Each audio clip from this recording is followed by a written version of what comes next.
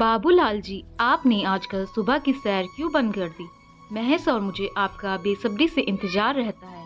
हम दोनों वही सोचते हैं कि बाबू भैया आए और ठहाकों की महफिल सजे। आपके बिना सच में सुबह की सैर का मजा नहीं आता है। महेश की कम बोलने की आदत है। मैं अकेला कितनी बातें करूं? अपने लिए समय निकालिए और सुबह की सैर जरूर करिए। आप सुबह सुबह इतना व्यस्त कहाँ हो जाते? रामचरण जी ने अपने परम मित्र बाबूलाल जी से कहा, रामचरण, मैं सुबह सुबह बहू का काम में हाथ बटा देता हूँ। 2 छोटे बच्चे हैं, दोनों में ही ज्यादा उम्र का फासला भी नहीं है। बहू अकेले दोनों को सुबह स्कूल जाने के लिए तैयार करने में, चाय नाश्ता, उनका टिफिन बनाने में रह जाती है। उसका बहुत काम बढ़ जाता है, परेशान हो जाती है। इसलिए मैं सोचता हूँ नींद तो जल्दी खुल जाती है, बच्चों को तैयार करने में बहू की मदद कर दूँ।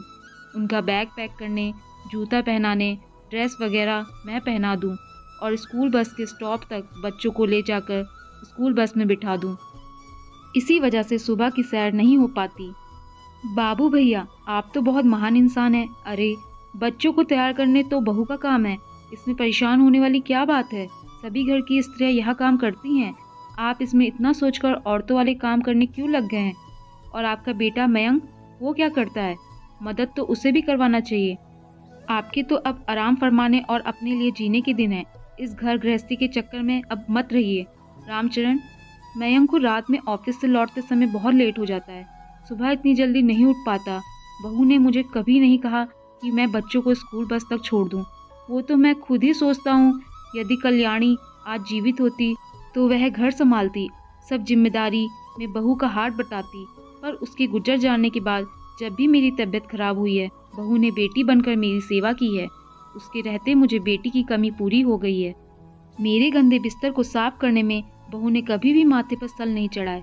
मुझे भी लगता है अपनी बेटी से भी बढ़कर बहू की कुछ मदद कर पाऊँ तो मुझे भी बड़ी खुशी होगी। सुबह की सैर इसलिए अब बंद कर दी।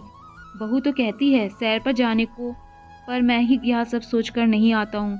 शाम को तो हम मिलते ही हैं, फिर सुबह की सैर का गिला क्या करना? शाम की सैर दोस्तों के नाम ही है। बाबूलाल जी ने हल्की मुस्कान के साथ कहा, वाह बाबू भैया, तुम्हारी सोच को सलाम। मैं तो कभी भी अपनी बहू बेटे के बारे में इस कदर नहीं सोचता। समय पर अपना खाना पीना करता हूँ और अपना दिनचर्या अपने अनुसार व्यतीत करता हूँ। सब अपना अपना काम कर रहे होते हैं, मैं किसी के काम में दखल अंदाजी नहीं करता। पोते पोती को भी ज़्यादा लाड प्यार नहीं दिखाता, क्योंकि कल को बहू बेटा बोल दे आपके लाड प्यार ने ही बच्चों को बिगाड़ दिया है। इसलिए हम दोनों पति पत्नी अपने काम से काम ही रखते हैं, बच्चों को अपने हिसाब से काम करने देते हैं। तुम तो बहुत ही अजीब इंसान हो जो बहू के बारे में इतना सोच रहे हो। बाबूलाल, बुढ़ापे में अपने बारे में सोचो, अपनी सेहत का ध्यान खुद रखो, बाकी काम तो चलते रहेंगे।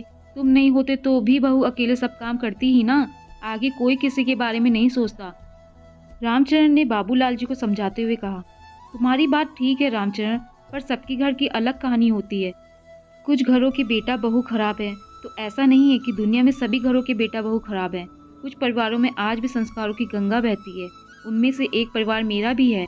मैं तो बहुत खुशनसीब हूँ, मुझे इज्जत, प्यार और सेवा करने वाले बच्चे मिले हैं। उनको देखकर मैं अपने परिवार के बारे में कोई धारणा या शक का बीज अपने अंदर नहीं पनपने देना चाहता।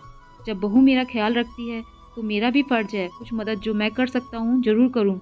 ऐसे ही एक दूसरे को समझकर मदद, आपसी स्नेह से खुशहाल परिवार चलता है। यदि मैं भी यहाँ सोचकर बैठ जाऊँ कि बूढ़ा हूँ, घर का बड़ा हूँ, मुझे तो बैठकर हुक्म चलाना चाहिए, कुछ काम करने की मुझे क्या ज़रूरत? ऐसी सोच के साथ परिवार में खुशियाँ बनी नहीं रह पाती हैं।